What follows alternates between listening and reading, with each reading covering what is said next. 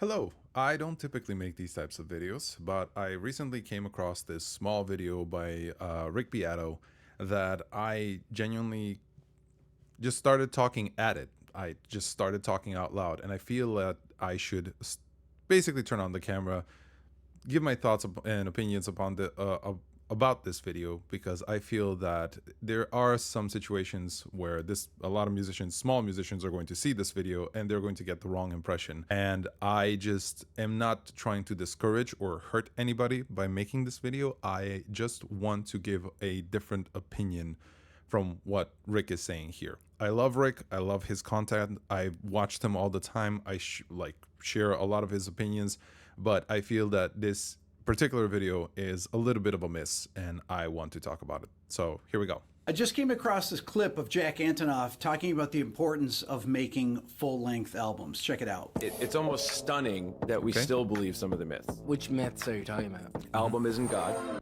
Album is God, period. Always has been. There's no brilliant artist that's existed for a real period of time and changed things and has a real audience that isn't based on albums. They don't exist. I would like to point out that there's a ton of artists out there that exist without albums. You may be one of them watching this video, and I want you to know right now, an album does not an artist make. Jack Antonoff is a fantastic producer, right? He has made billions for artists, with artists, made some fantastic music in his lifetime. I simply do not agree with that take. That take should be, you can still be an artist and create only singles. However, albums are much more beneficial in the long run.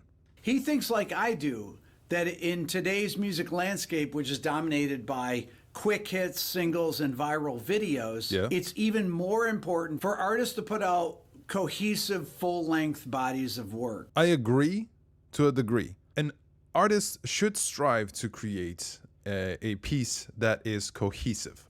An artist should create something that is complete, and not something that is just half-baked. So if, let's say, you're making a song and then that song ends up exploding, and then you want to put an album out and that the entire album is just garbage slapped duct tape together, then in that instance it doesn't work out. An example of this would be the MGK versus Eminem freaking beef, if you guys remember that. It was Rap Devil. It's not an album, it is a EP called Binge, and that Binge had a total of 9 tracks on it.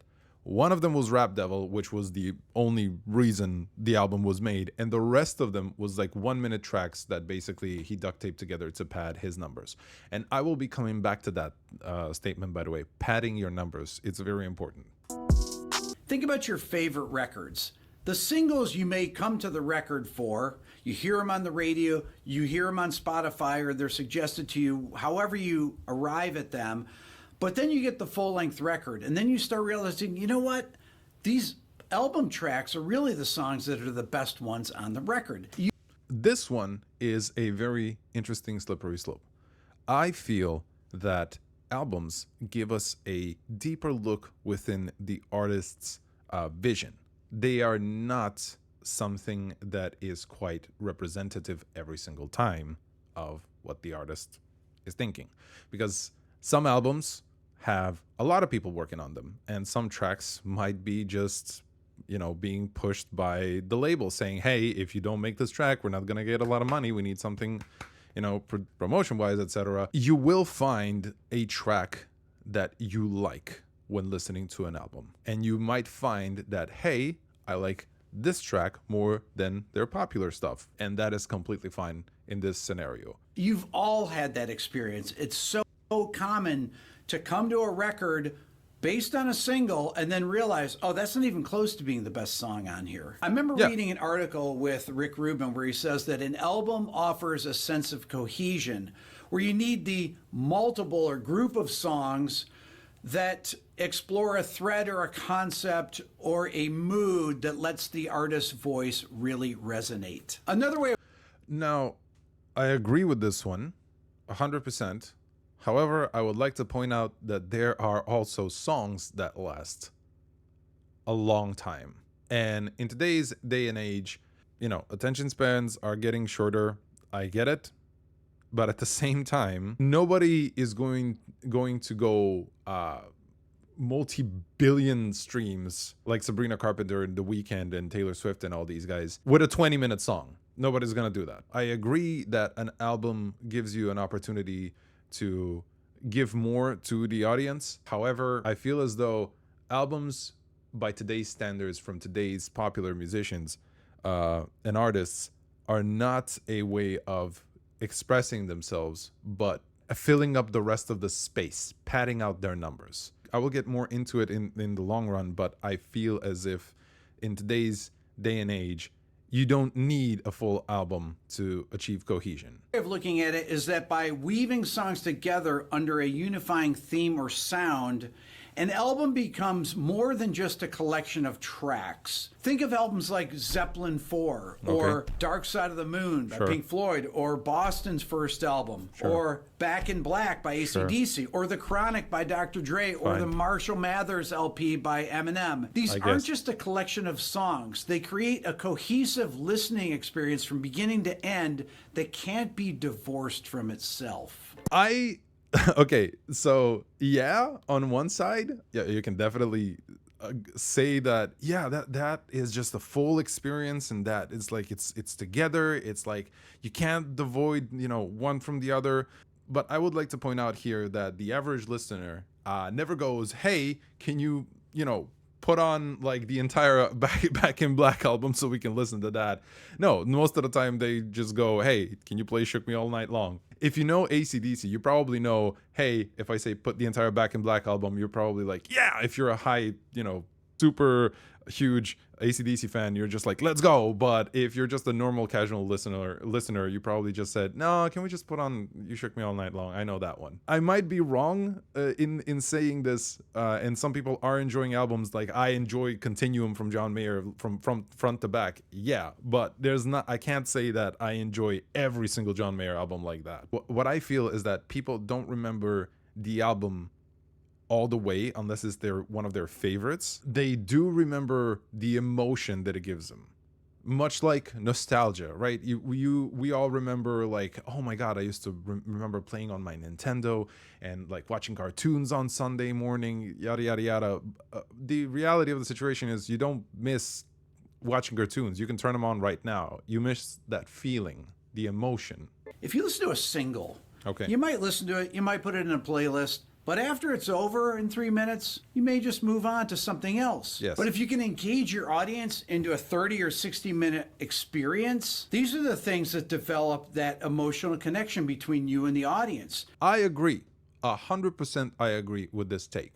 I'm also very, very much living in 2025, sadly. You're not gonna be like, let me engage you for 60 minutes. You know how much is 60 minutes? The reality of the situation is you're not going to engage them for 60 minutes. You need to grab them for the first 1 minute and then convince them enough to stay for the rest of the video or the rest of the song, rest of the album, etc., etc. Productions and these huge companies aren't moving and shit like putting artists on TikTok just because 60 minutes is where it's at. Like it's not, unfortunately. And I know I sound jaded here, and I sound a little bit annoyed, but the reality is I see this from a perspective of a small artist, and I cannot help but just be a little bit annoyed when somebody who is inside of the music industry and just can get any connection whenever they want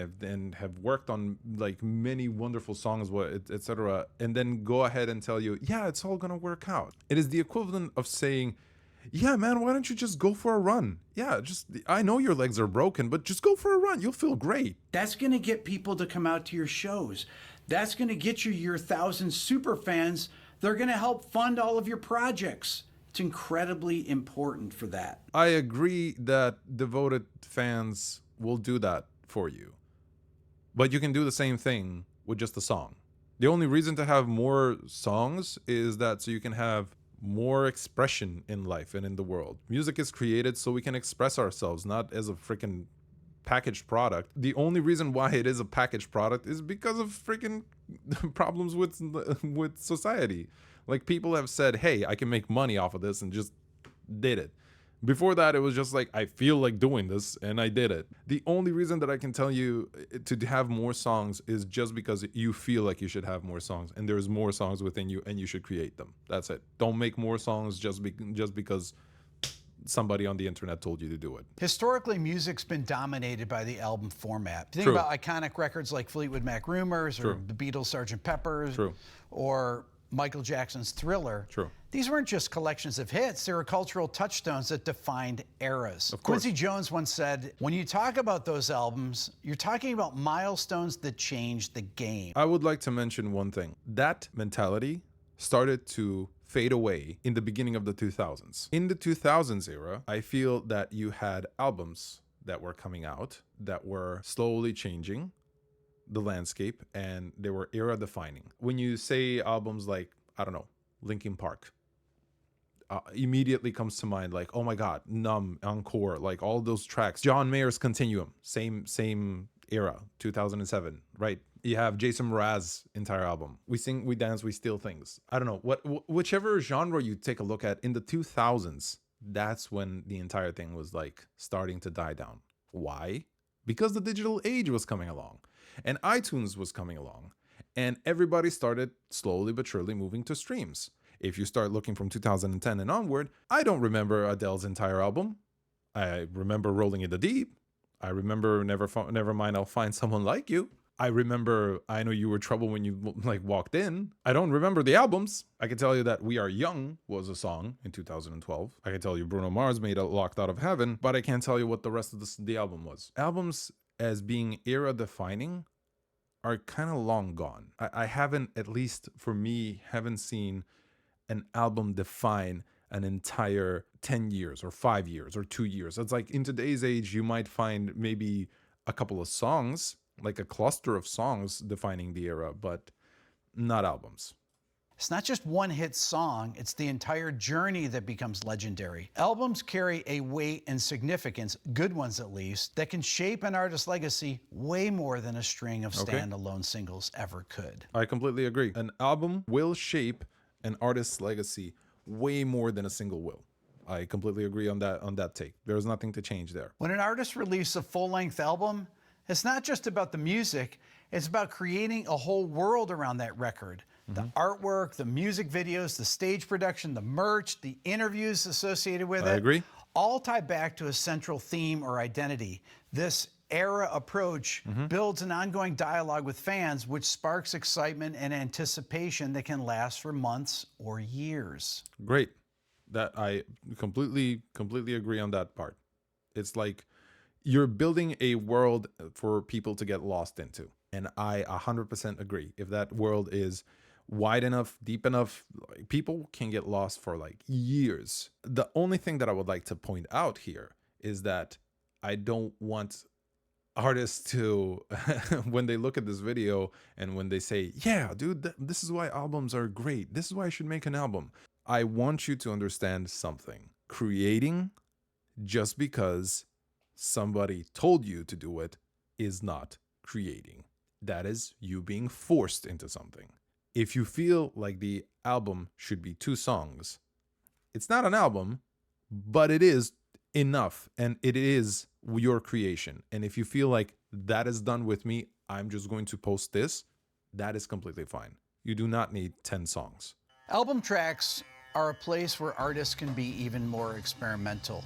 If you think about the Beatles' Revolver album, the last track on there, Tomorrow Never Knows, which is a psychedelic masterpiece by John Lennon, is really a complete departure from anything the Beatles had done before. This showed the Beatles fans the band's willingness to push boundaries. This is a kind of freedom that the Beatles felt their audience was accepting of and helped the band continue to innovate. I think that was the worst take that you can ever have. In this day and age, that was the worst take that you can possibly have to give to artists who are rising. This doesn't even pass for big name artists. What the Beatles were doing at the time were diving into waters because of their name and how big they were. Let me just emphasize this.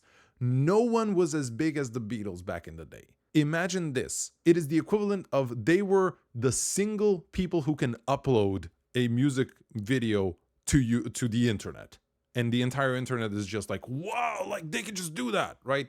Everybody's trying to upload, but the Beatles were the only ones who had their freaking login credentials for for their YouTube account. The reality is that the Beatles could do whatever they want because they were so big, because they were too big, because they were so big that literally they could like scream at a microphone and people would be like, oh my God, that was so amazing. You might think like, oh my God, that was so brilliant. Or you might think that was the biggest garbage in the planet. Doesn't matter. They had the possibility to do it and they did it. Nowadays, anybody can create music. Anybody in their basement, garage, like dorm room, whatever, anybody can make music. And that is very scary, especially if you're an artist who has a lot of views, a lot of listens, a lot of eyes. Let's take, for example, one of our previous examples, Sabrina Carpenter. Sabrina has a lot of fantastic songs. One of her more famous ones are Please, Please, Please and Espresso. Everybody loves Sabrina. I love Sabrina's songs. I don't think they're the greatest thing. I don't pop them every single day, but I do listen to them. They're very good songs. Now, what is going to happen if Sabrina takes the Revolver approach? Everybody's going to stop listening to her. Simple as that. Everybody's going to start making videos on her, drama, how she fell off, etc., etc. And the company that's behind her, that's paying her a lot of money and put her up there, it's kind of like they're not going to risk that. No. You put out another pop song, you put out another thing that radios can like play on repeat again, and you just keep growing. Once you get to a point where you are free enough to do whatever you want, then you can do whatever you want and experiment however you want. If you want to know how that turns out and pans out for individuals who think that they were like the greatest ever, and then they're like, oh, I can do whatever I want, you can definitely take a look at people like Miley Cyrus. Miley is still a good artist. Well, no shade to Miley. However, she had fantastic songs, and then one time she made Wrecking Ball, I think. Some people love that song, some people hate that song. I'm not saying anything of like love and hate. You have your own tastes. Once that song came out, I haven't heard a single radio blast Miley Cyrus songs ever. Like just constantly on repeat on every single point, like on the same level that Espresso is, or on the same level that The Weeknd is, or on the same level that Ariana Grande is. Whenever you go the experimental route, some fans will follow you. Most of them will drop out. Everybody likes to stay the same. Nobody likes change, especially aggressive change.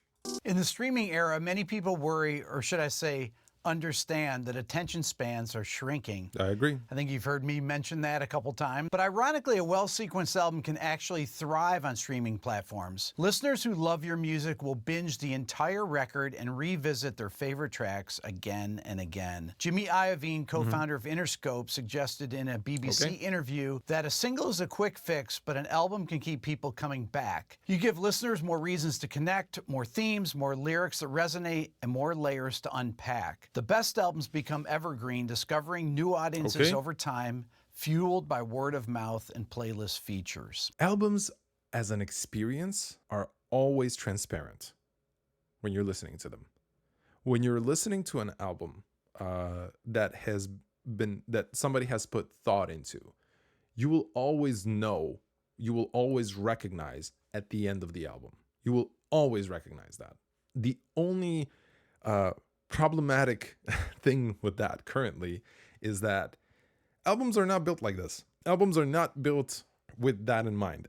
In today's day and age, albums are mostly created with padding in mind. Padding out your numbers, padding out your listens, padding out something in the background, padding out your shows, padding out something that is going to make the listener think that they get more out of their buck than they're actually getting. So just to point out like a situation, for example, again, let's go back to our girl Sabrina has a lot of streams on her Spotify. Great, love that for her. Let's take one of the albums right here, which was like the most popular one with Please, Please, Please, and you have Espresso in there. If you take a look at the numbers really quick, you understand why the album exists. Espresso has 2 billion listens. Please, Please, Please has 1.3 billion. Taste has close to 1 billion. All 3 tracks were heavily promoted,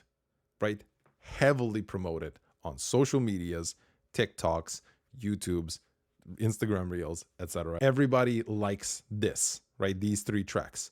The rest of them, almost half, like this one, it hasn't even cracked 100 million. The reason these tracks, all of them have the numbers that they have, is because people come in, they press on this little button, they listen to through the other tracks, and they're like, huh, good. And they go back to the actual tracks that are good. But those clicks that they listen to the other tracks are already paid money to the artist, which is not a bad thing. It's not a bad thing when an artist gets paid, but it is wrong when we're peddling this information of, yes, you should make an album. You should definitely make an album so that people will love and listen more, etc., etc.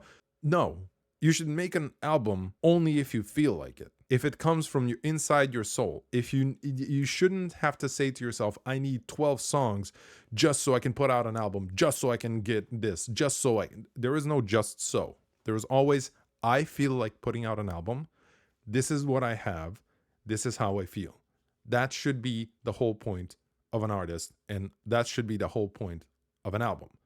If you're looking at it from a marketing agent's perspective, put out an album. Finally, from a career standpoint, albums function as milestones that mark an artist's evolution. This is how fans track your growth through phases or eras that each album represents. Jack Antonoff put it like this: years down the line, people might talk about your first album or your breakout album or your experimental album. Those Right. chapters define you as an artist in ways that a playlist of singles can't. Over True. time, that discography becomes the backbone of an artist's legacy, giving fans a roadmap through their creative journey. I agree. Albums do track your progress. Completely agree on that one. No notes.